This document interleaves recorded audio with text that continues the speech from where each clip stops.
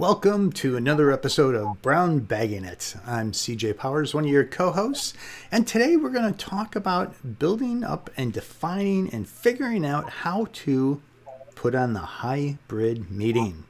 That's right, some of us are still able to get in person while others are virtual, so we have to have hybrid meetings in this day and age. But without any further ado, I'm going to introduce you first of all to our incredible guest today. You are going to be blown away by who they are. Check this out. Oh, wait, it's us. Hey, how you guys doing? What a show it's going to be. I was excited to find out our guest, too. Yes. Because I can always learn something from you, Christine, so I'm pumped up about this. Well, you know, sometimes we have guests that have to unschedule at the last second, sure. And sometimes we just happen to have an open slot anyway. So regardless of what it is, we have to be ready. Yeah, but let's talk about hybrid meetings, though. I'm excited. I think this is a hot topic I know it's happening a lot in my world, and I think that we together, maybe we can figure out some good ideas and some points to move forward on.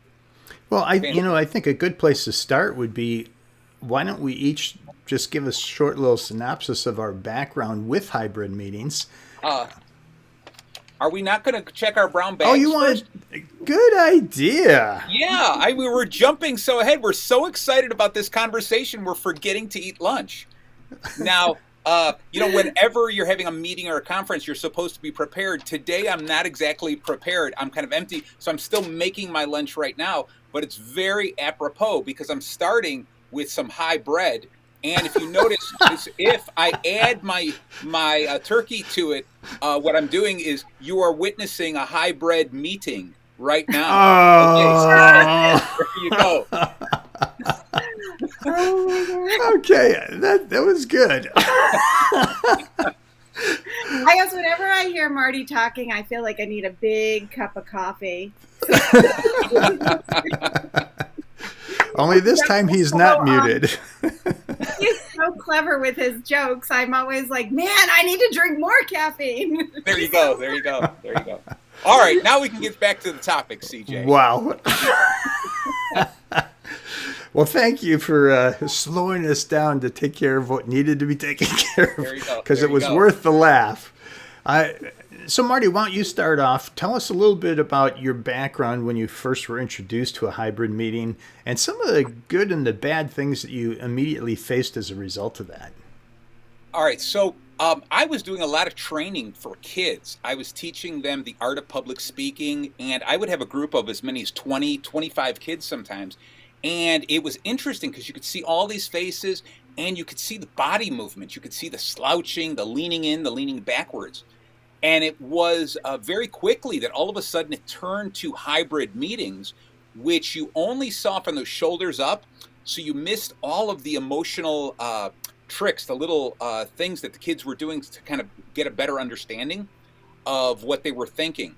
Yeah. Worse yet is kids would turn their videos off. They would mute themselves. So you had no great interaction. That's what was really, really tough. Those are the negatives to it. But the positives to it was I was also able to mix kids as well as adults from all over the country and as far away as China. So I had some kids or adults from China, some people from Washington, Canada, New Jersey, the southern states, etc. So there was a great positive of these Zoom meetings. And then I've only had an opportunity to do a few of these hybrid. And I'm telling you, I'm still finding it's very, very difficult to mix the virtual community with the live people right now. And I'm hoping that you guys have some better experiences than I do. Well, I don't know about better, but we'll definitely go over them. That's for sure. Christine, how about you? What did got you started with the hybrids? I think probably, my experience started last year with many other people, actually before. And so one had been involved with moving an event, a large event, to be online before we were doing this hybrid mix, but also worked with many different groups to set up a hybrid situation where they were at. And in one case, it was in a large event room. Another case, it was more of a meeting room. Actually, a few cases where it was a meeting room. Another place that was a large church space.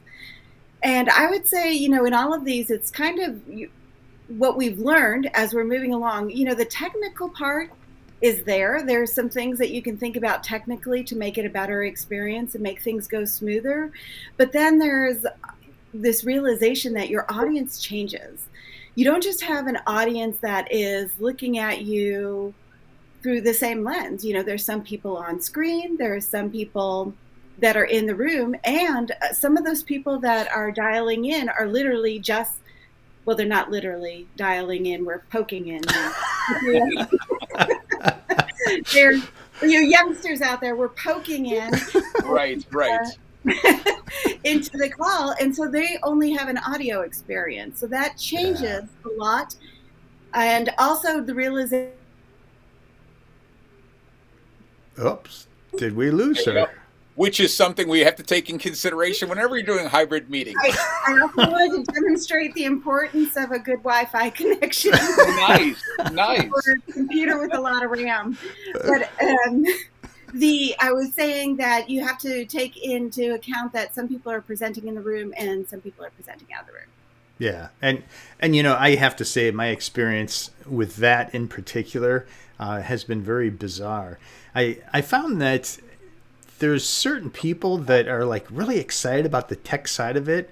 So they bring even the people that show up to the in-person part, while we've always had a singular system to keep everyone connected, what's happened is that some people that kind of like the tech of it all, they bring their laptops and they all open them up and turn them on. And suddenly there's feedback galore because they all have their speakers on loud. Some of the computers don't let you zero out your speakers. You always have to have some sound there. Some don't allow you to mute your microphone. And I don't know if it's the software issue or what, but we can certainly talk about that too. But the thing I think we ought to do to get started, we were kind of talking the other day about the fact that there's really three main categories that we want to kind of address today. Right. One is the presentation itself, what the considerations are for that. The other, I would say, is the technical, because we really can't get away from the technical, especially if, someone pushes a button because they're happy. Sorry, I had to do that. But then, more importantly, I at least think because of meetings, we need to find a way to keep everyone engaged, sure. Not only the people in the room, but the people virtually as well. Good starting point, you think? Definitely. Absolutely. All right, so let's start out with the presentation considerations. Marty, you had started us off before, so I'm going to just let you dive back in again. Sure. And when you've been a speaker, now I know you've done interactive sessions and teaching sessions, but you've also been a speaker too. Right, yes. When you've been a speaker, how do you deal with the whole presentation aspect when you know it's going to be virtual? Well, it's actually very interesting because I've been doing a lot of speaking virtually, and you see, just like I said, you see the top half of me. Sometimes I'll step back so that you can see a little bit more of me, but for the most part, you only see the top half of a person. Yeah. Now, just this weekend, I spoke at a Mensa conference, and it was the first time doing an in-person speaking gig in a while, and it dawned on me, I suddenly forgot what kind of pants to wear because I'm so used to wearing shorts. Okay. And so just that little bit of a thing with presentation, you forget because I'm so used to either standing, staring at this little camera, or sitting in a position knowing you're only going to see part of me. And now all of a sudden I'm in an auditorium filled with people where I have a large stage that I've got to move around in. All right. And that's why I'm saying it's difficult to combine both of them because there's so many elements. The energy when you're on camera is very tight and close up. Everything is in this box. But when I'm on stage, I'm leaving and I'm moving 10, 15 feet away, traveling the stage, staring down at people. The energy is so completely different with both of them. I'm more intrigued with the more opportunities to do hybrid. I think we're in a transitional period right now. I think so many people are tired of Zoom meetings or video Zoom conferencing. fatigue. Yeah. Right. And so they're just turning off. And even with some hybrid meetings, when given a chance, I think some people are saying, well, if I can't go in person, I don't feel like dialing in. And I think we're still going to go through a bit of a lag right now, but it'll slowly pick up as people get comfortable with saying, I'm just going to attend the conference virtually. Okay, I gotta say, I'm still on the polka dotted shorts in your suit coat. I don't know why that came to mind, but all right. You know, is it Folgers that has that coffee commercial where the guy stands up from his desk to pour a cup of coffee and everyone can see him in his shorts? There you go. There you go. That's. Oh boy. Sorry. Well, what about you, CJ? What's your experience with either in person, the virtual, or the hybrid? Yeah, I think the hybrid has been a really difficult thing. There's some people that are just fearful for coming out and participating in real life again, and there's other people that have kind of become lazy because all they gotta do is push a couple buttons and they can watch the whole thing instead of really being connected. So I think one of the biggest issues that we face is the fact that people are becoming disconnected by being both present and virtually present. The ones that are present end up having conversations on the side that the other people really can't hear. And the ones that are at home, some of them have the music going, some of them have the TV going. There's so much distraction. I think that's one of the biggest issues that I've seen that somehow has to be corrected. And preparing a presentation, knowing that you're going to have those kind of interruptions, that's a tough one. Because, Marty, I liked what you were saying. In a stage, you can move around, you can come over here, you can come over here. But in television, if you're on a close-up, you got to be right there and you can't move around much. Yeah. I want to talk to a couple of things that you guys said. One with regards to, are you showing just the top half of your body or showing the whole body? So if you're on. All right. And so she froze purposely in the top half of her body. See, you can always count on Christine for driving home a point like that. That's the wonderfulness of you, Christine. Okay. Yeah, if you're on screen, you have to consider the screen that you're being projected on. Yeah. So projecting a big giant head in the front of an auditorium just doesn't work well. It always feels like somebody's in your space. So if you're being projected on a large screen, then you need to work for that and consider that. I am growing. Hybrid has had huge advantage in my world. I'm a mom. I have many kids. I have to be in a lot of places. And sometimes, events are never planned with travel time in mind. So hybrid has saved me a lot that way, is being able to jump in on a meeting, be where I need to be, and then to get off. So I don't think hybrids are going away. I think that there are a lot of people that feel that advantage of travel time being gained back. The time we can't get back, that's our most valuable commodity. Right, Keep right. freezing. Actually, you weren't frozen at that time. She's like, oh, I'm frozen again. No. And then the other thing, or the other direction I'm going to go, I feel like I got to talk fast before my provider cuts me off again. And that is that I'm leaning towards, if you're having a hybrid meeting, it needs to be a meeting with an agenda. It needs to be controlled into half a purpose. And if it doesn't, or if it's a large multi-day event or something, then I would say seriously consider having two different types of event. Have your in-person event and then have an online event and maybe have great attendance at that online. I think that trying to merge those events, you can give people the opportunity to see, but the engagement, it's almost like doubling event costs, like trying to make that very valuable. Correct. Yeah. I agree with you, Christine, when you're saying have that tight agenda. With every meeting we do, every time we do a conference presentation, whatever, obviously we do need that tight agenda. We need to define our purpose. But it seems that hybrid meetings especially have really driven that point home, that we really need to know exactly what we're going to do. How am I going to address the live audience, and how am I going to address all the people in the camera? Okay, there's just more focus has to be done in that direction than ever before.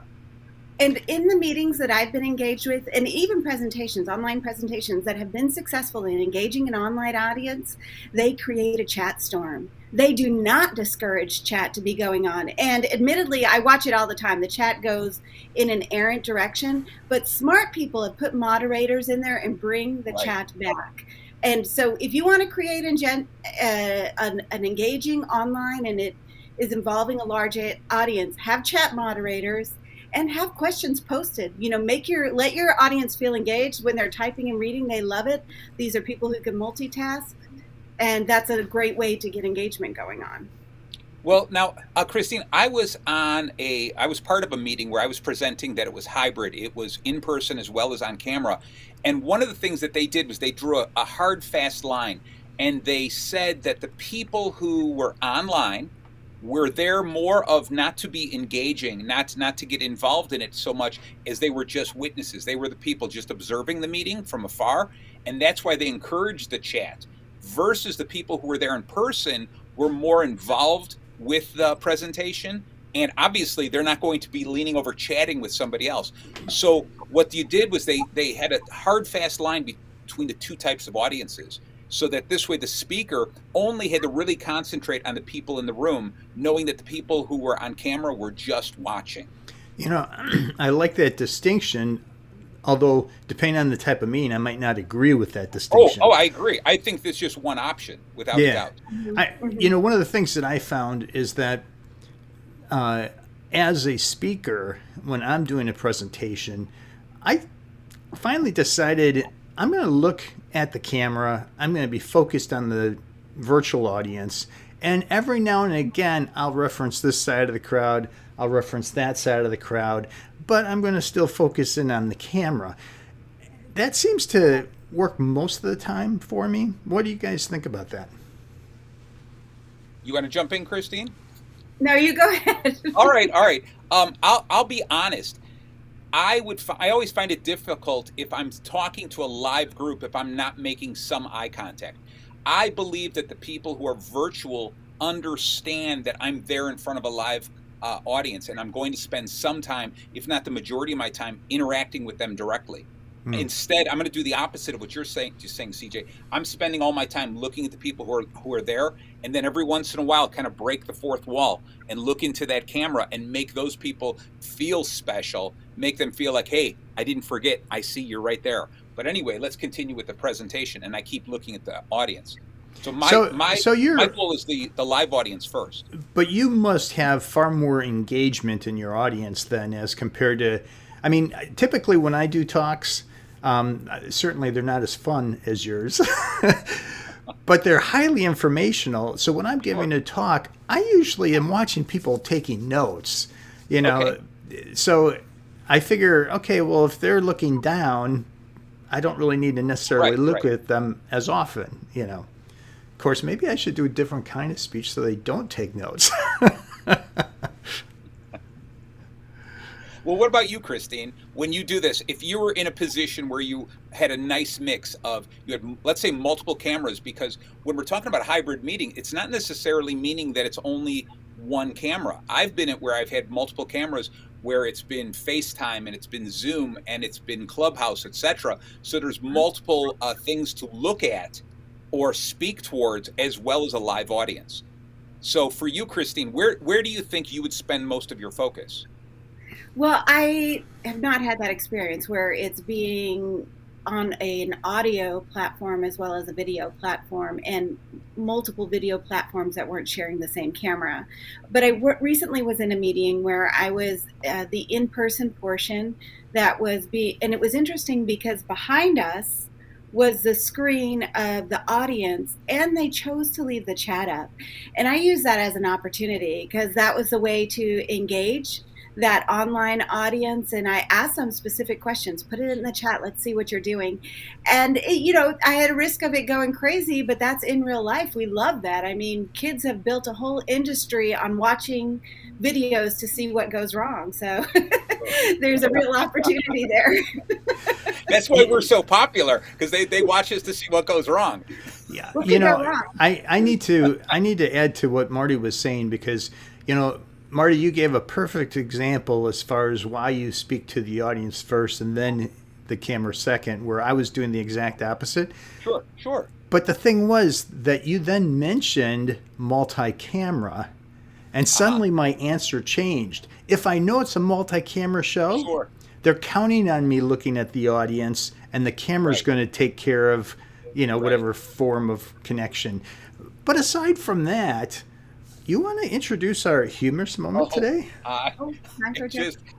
It's very easy. Next up is our humorous moment.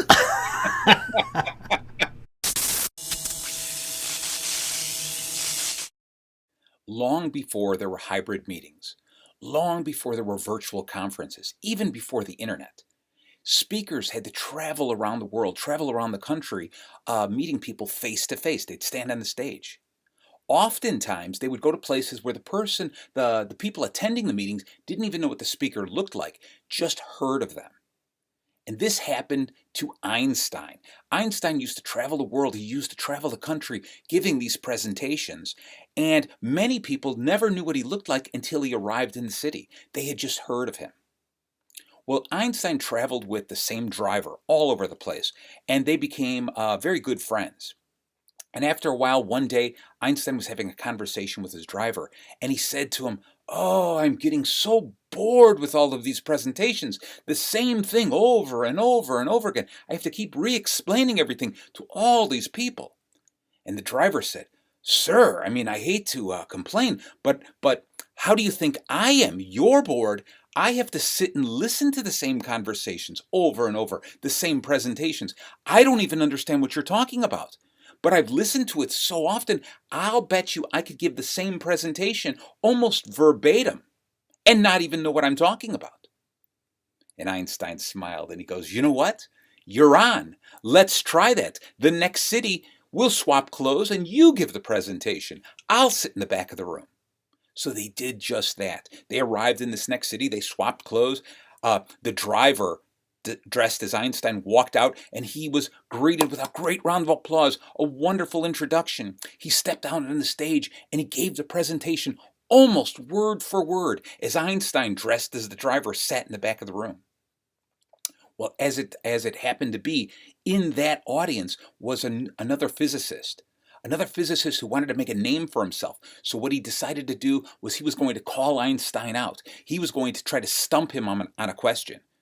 So as the conference was about to end, this man stood up, asked this question. The driver, standing in the front of the room with all eyes upon him, realizing he had no idea how to answer the question, but also realizing that this man was trying to stump the great Einstein.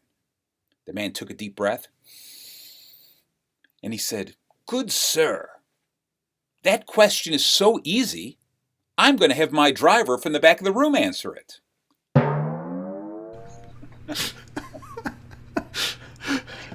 Oh, look at that. We captured Christine with a smile on her face in suspended animation. I wanted to see how long I could possibly make a joke. How long could I make it last? Well, I never switched places during the speaking engagement, but I have switched places during a theatrical show. Oh, really? Awesome. I was stage managing a show one time, and it was a big pageant type thing. There was a cast of 120 people, full orchestra, lights, multi-camera shoot, and the third main character didn't show up. So 3 minutes beforehand, they all looked at me and said, "What's going to happen?" And I'm like, "Which one of you knows the role?" They immediately handed me the clothing. Nice. I put it on, and sure enough, I went on the stage and I performed the guy's role. Excellent. It was an experience I will Never repeat. Anyway, so we talked about presentation a little bit and some of the considerations there. Sure. Let's talk about the technical, because the technical has some people dumbfounded and other Yes. people seem to make it so simple. Marty, you want to kick us off with your thoughts on the whole technical side? I'll tell you that I'm really hoping to learn a little bit more from you, CJ, on this one. But I have noticed that it seems to me that the technical is more of it's a little easier than we make it out to be. In other words, what we do is we suddenly freak out a little bit going, oh my gosh, if I'm a speaker and I'm always up on a stage and someone set up a microphone or I'm mic'd, it seems like that's all I've got to do. And then all of a sudden we're thrown into this world where I've got to talk into a camera. The initial reaction is a little bit of fear, a little confusion, saying, I can't do this. And that's why a lot of speakers have just stepped away from it completely. But the more I get involved in it, the more I realize it's not that difficult. And obviously, I don't know everything, but my feeling is just jump in and learn. It's that learn as you kind of go. So CJ, please give me a little bit more feedback on where I can be improving myself. Well, I like what you said about the fact that sometimes it can be simpler than we think it is. Yes. And folks, just as a fun moment, the amount of equipment that we use for this show is very, very small, compact, and works out incredibly well.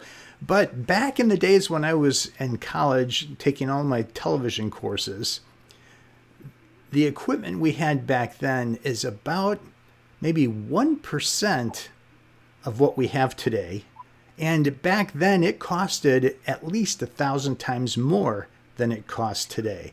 So it certainly has become simple. While the software is very, very complex, we can do things like this nifty little box here. This is called a Stream Deck.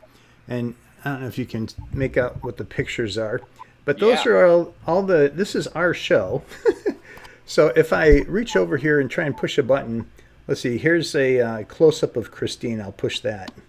And see what happens? She immediately pops up. So we can make it that simple. We can pre-program a series of buttons, push a couple things, it all happens for us. It makes it really easy to do. And that's why nowadays you see a lot of people that have one-man shows because they can call up their own camera shots. They can say, go to a wider shot, and boom, they're at a wider shot. Bring up my name. Boom, the name comes up. So there's lots of things. And we can even bring everybody back into a different format. Or we can say, let's be a little closer. People like to see our faces. So we have all the flexibility in the world as long as we take time to pre-program something that simple. Sure. And I like what you mentioned about the technology, how much it's changed. I mean, when you think about the phone that I hold in my hands, I have more technology in my hands than I've ever had before. Every year that technology gets more and more. I have the absolute best camera I could hope for in my phone. And so much of the equipment I've purchased over the years becomes, redundant and useless because it's overtaken by something so simple. Yeah. Now, Christine, I know that when we first started the show, back in the beginning of season 1, your first thought was, I don't know all this technical stuff. And yet you've actually produced videos for this show. You've cut images together. You've done a lot of producing work, basically. You want to tell us your experience from the technical side? Well, I think, I forget who offered the quote, but the most important thing now is the ability to learn, right? Things are changing so fast, logarithmically since before. So for all of us, the best thing that we can do is just be open to learning and failing forward. And I forgot your specific questions. That's okay. I can tell that you're hesitant today because you're just wondering, am I going to freeze again? Am I going to freeze again? Yeah, and I do want to kind of back up, though, because you were pointing out the Stream Deck, which is really super cool. It's actually not that hard, but really for a hybrid meeting, number one, audio quality is a number one thing. So you want to make sure that the microphone on your computer, on your phone, or the microphone that you add on works for the situation that you're in. And I would test close speaking and far away speaking as well. that I think is the number one thing to think when you start to do this. And you can do it as easily with a computer with a camera in it, or a camera that you plug in, a plug and play camera, or even with a phone. And usually, though, when I see people who have done it a few times, they're saying you need at least one camera for the speaker and a camera for the people in the room, so that the audience on screen can see the people. Oh, she froze up again. Oh, nice. I think you did that, CJ, just so you could show off your hats. Okay. Well, I had to, check that out. Nice. Isn't that cool? Nice. That is really nice. Did you just embroider that this morning, CJ? Little stitching. There you go. It was beautiful. Yeah, I think from a technical standpoint, I belong to a small club that wanted to have speakers that could come up and talk about different topics. And then they had a bunch of people that wanted to attend but couldn't for whatever reason. Some of the people, like the one guy right now is in China, the other person is in Canada. They're traveling and doing business, but they still want to stay connected to the club. So that hybrid situation is a little bit different. We got a camera that was only $99. It was very high quality. And it had a little base on it. In fact, maybe I'll show it to you in just a moment. But the bottom line was it was a robotic camera. So if you hold your hand up like this and then put it down, and I can start walking this way, the camera goes with me. And if I put my hand back up, it stops following me. Now, technically, that sounds pretty simple, right? You just put your hand next to your face and then remove it.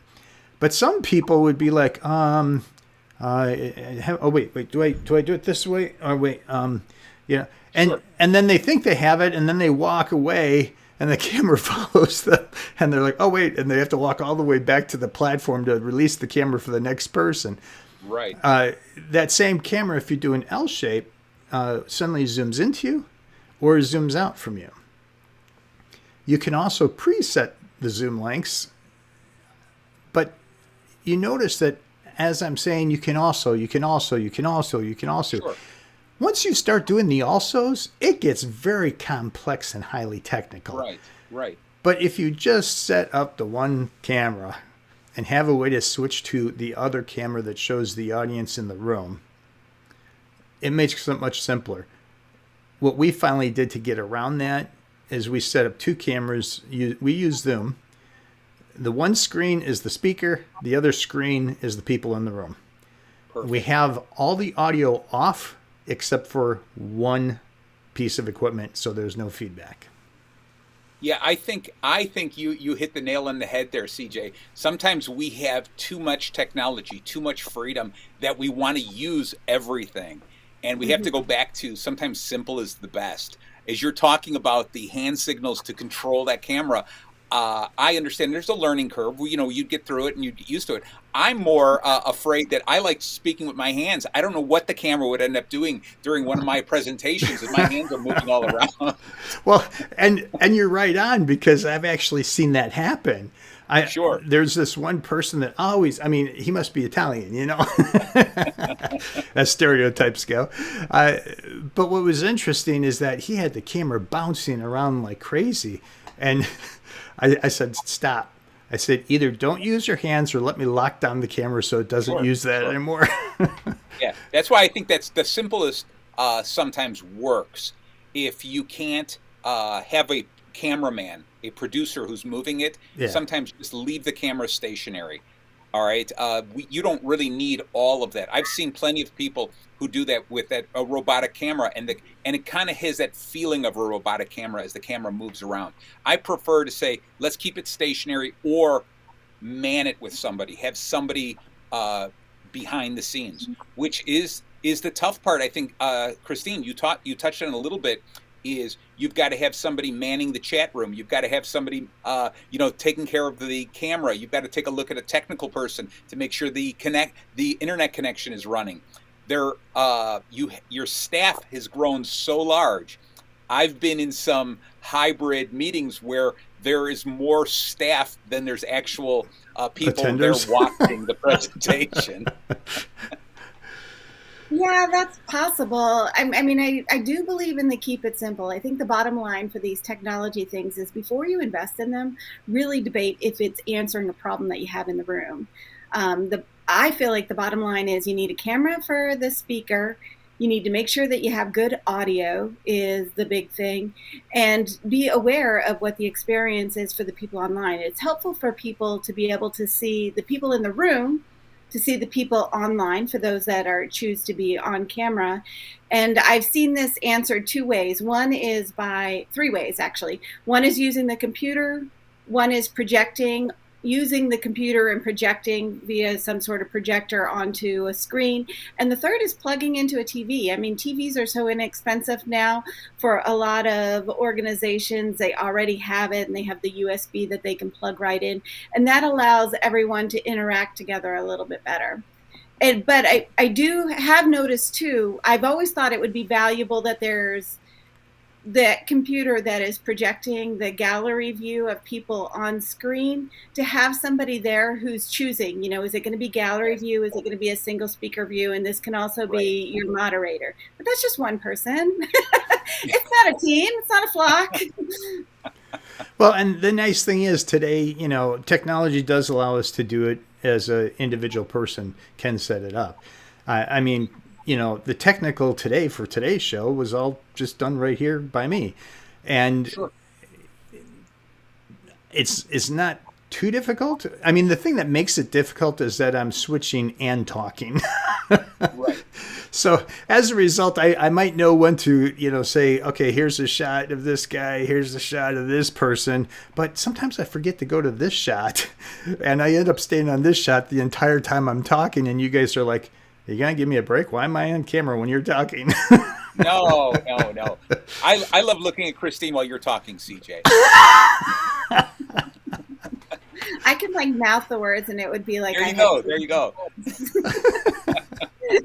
So guys, I want to talk a little bit about engagement because, we talked about the presentation, we talked about the technical to a degree, but really, I think the whole reason for a speaking engagement or a training session or whatever it might be is really to have the audience engaged. And when we have audiences that are in two totally different environments, one's physical and one's virtual, that raises a lot of questions.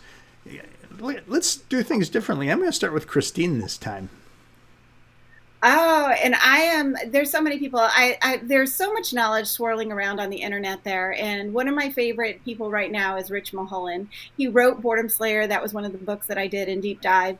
And he has a whole series of videos that talks about this. And he really talks about, the short attention span that you have and being very mindful. He did the exact formula that I think all the time. That's like when you're talking, it's not just the time that you're talking, but the people that are listening, it's that time too. So if you have 20 people listening to you for 5 minutes, that's 100 minutes, plus your time. So this is very, very valuable time. And he talks a lot about being very content rich. The best speech or presentation is the one that can't be cut anymore. Oh, I like that. Can't be cut anymore. Okay, she's telling me not to say anything, I can tell. I think that's why you keep freezing me.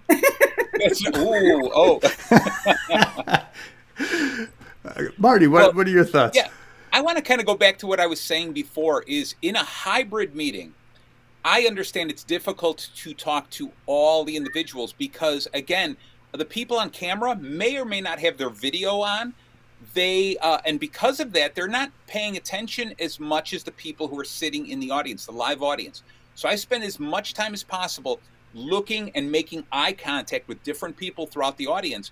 And then what I do is, like they say, break the third wall or the fourth wall, and I look into the camera, and oftentimes I'll call on somebody who is one of the virtual attendees. I'll call on them by name, and if I can see their face and I can see they're paying attention, and ask them what they thought of that, or could they add that? Do they have a question? Did they understand what I just said?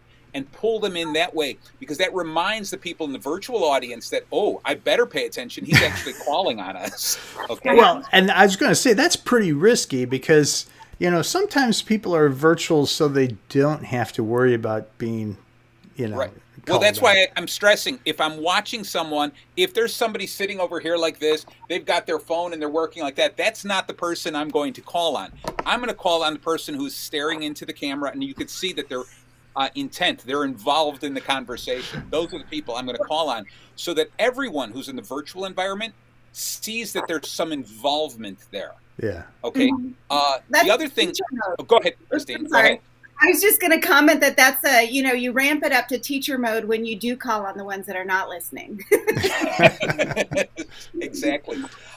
I do want to bring up something. We talked about that projecting the people or bringing a television.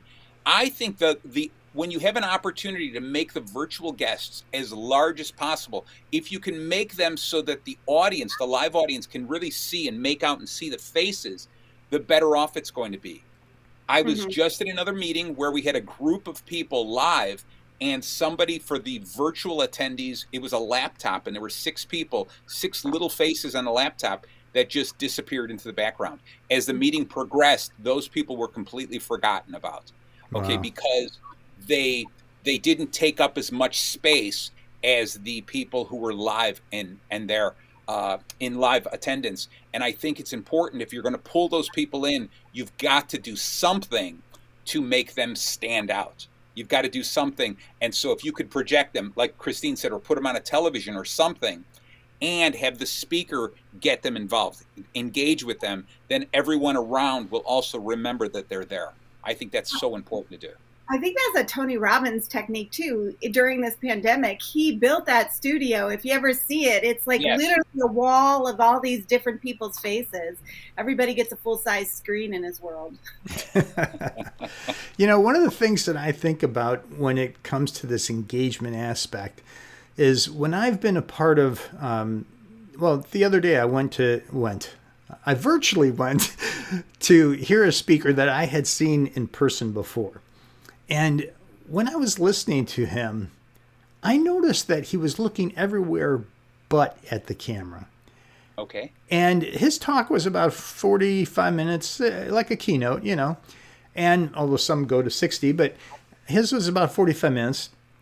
And I realized 15 minutes into his talk, I didn't care about him anymore, and therefore I didn't care about what he had to say. Sure. So I know that it's draining on the people watching because they're not as connected. Now, interestingly enough, when it comes to TV or films, we sit there and we absorb 90 minutes, 2 hours worth of a show without any problems. So why is it different on Zoom? And I think the answer is pretty simple. One is entertainment that's changing. I mean, your picture shots are changing every, anywhere from a half a second to every 4 seconds. It's boom, boom, boom. I mean, we don't want me to bounce around like this. It'd drive us nuts. But the fact is, entertainment has the music going. It has action on the screen going. It's got different camera shots going. When it's a speaker, especially if it's just one camera, that speaker has to do the job of the engager.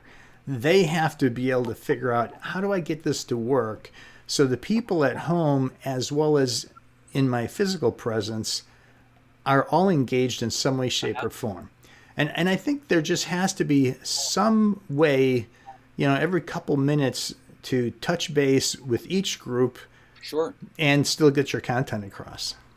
Well, you know what, CJ, on that note, let's just imagine a scenario that you've got 100 people live. You're talking to 100 people live, and you've got one camera, and you've got 100 people virtually.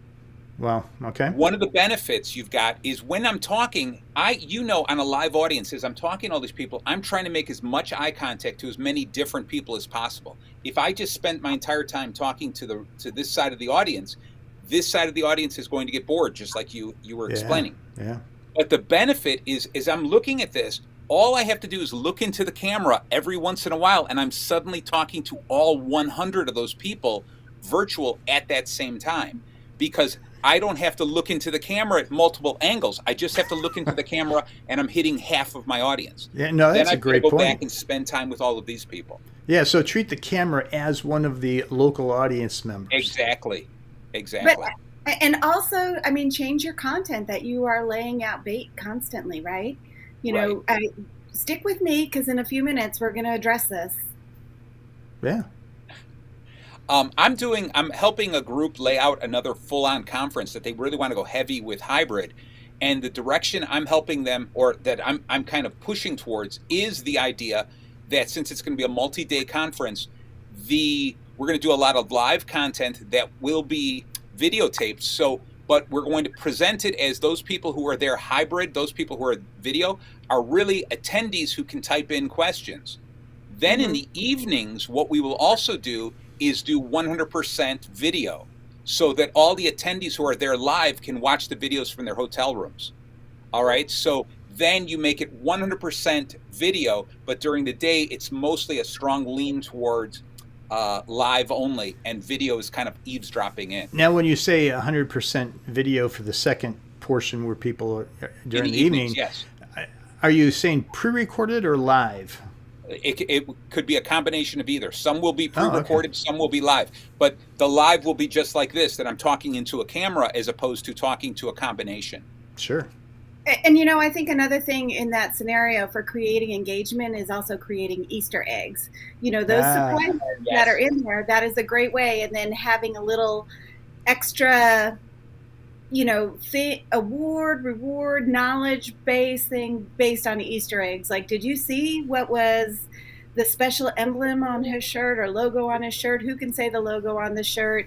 Have a survey on the side or something like that will be. Right. Or, I'm loving it. Yes, I love all those kind of little secrets that you announce. This is what we're going to be looking for later on, because it does keep people attentive throughout the entire presentation. And we just got an attentive flag yes, saying it's time to summarize. Wrap it up, baby. So which one of you wants to do the summary? I would like CJ to. Okay. I've voluntold. All right, there you go. Okay, so we're talking about hybrid means and trying to put one together. And what is it that you need to be addressing? What are the key factors? We were talking about the presentation of it, the technology behind it, and how to keep the audience engaged. One of the key things that was really mentioned repeatedly, because it's so critically important, is that the audio has to be working. It's got to be clean. You don't want reverb or any kind of feedback. It's got to be clean because the words being shared are important words. And then as far as how do you deal with the cameras, we're talking about you look right into the camera and you talk to that person, but just as one audience person. Also do the same thing looking into the eyes of each of the other people in the room with you, but keep on checking in with the camera people too to keep the people at home engaged.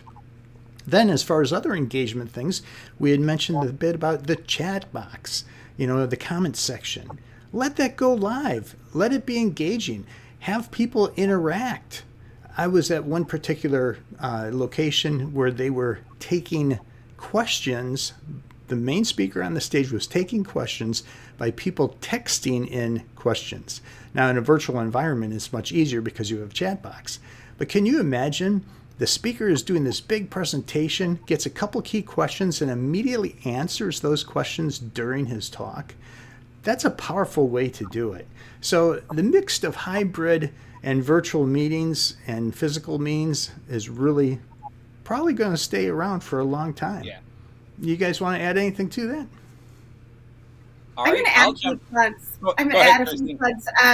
One, for sure, Toastmasters is an awesome sandbox if you want to be practicing your hybrid meetings, especially now as many clubs are transitioning into that.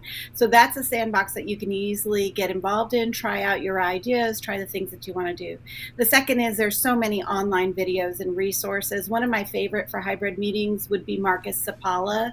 It's Seppala, I think is the spelling on the last name. If I got it wrong, it's Sepalla. I might have mixed those things up. And then also District 62 in Toastmasters did a great meeting where they, a lot of different people bringing out a bunch of different ideas. So just a few plugs. Marty, What are your last thoughts? Awesome. I guess my big thing is I'm going to emphasize more on that. What Christine started with today was setting a goal, setting the the plan for the meeting, because it's more important now than ever before, because you've got two different types of audience: the virtual audience that has a different type of expectation in the meeting, and the live audience that is excited to get back in person. I think that's important. And I think it's also important that we take a look at it and say, don't be completely afraid of jumping into this. If you are not comfortable with the technology, there are so many people out there willing to help you, and there's so many opportunities for you to learn something new. But just as important as a hybrid meeting can offer us so much, also take a look at the ability to say, we're just going to draw a hard, fast line. We will run them concurrently, but they will be different audiences. They will not necessarily be treated the exact same way. Don't be afraid to try something different. That's the world we're living in right now. And if you remember back to when we had Luria on an episode, Sure. I don't remember which episode, but it was in the second season here, so folks, you can find that episode. She was talking about the fact that with technology, it's not will something go wrong, it's when will it go wrong. So I think that's another key thing. You have to just understand that, errors and mistakes are okay. People accept it because they understand. Just like Christine had nothing to do with the fact that she glitched out a couple times. That was clearly her provider. But the fact is, we have to deal with that. Right. And so people know it's a part of the mix, and that's just what we have to face. There you go. Yeah, good information. I think that's all we have, unless you guys have anything. Wrap it up. All right. All right. Awesome. Until next week. I've got to go finish my sandwich, my hybrid meat. Okay. That was good. I really like that. All right, folks. Until next week. Bye-bye.